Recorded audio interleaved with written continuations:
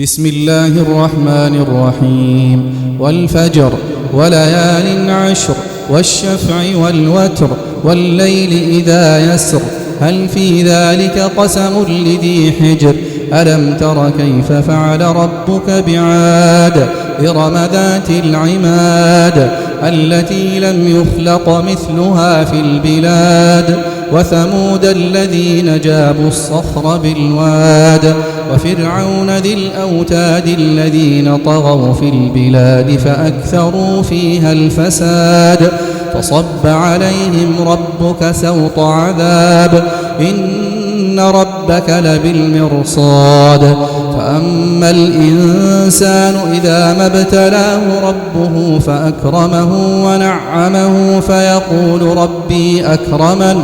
وأما إذا ما ابتلاه فقدر عليه رزقه فيقول ربي أهانن كلا بل لا تكرمون اليتيم ولا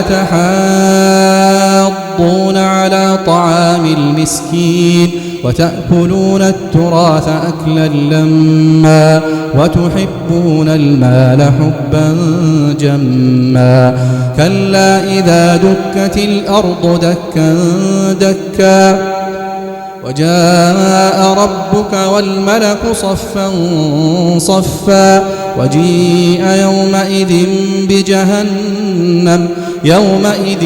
يتذكر الإنسان وأنى له الذكرى يقول يا ليتني قدمت لحياتي فيومئذ لا يعذب عذابه أحد ولا يوثق وثاقه أحد يا أيتها النفس المطمئنة ارجعي إلى ربك راضية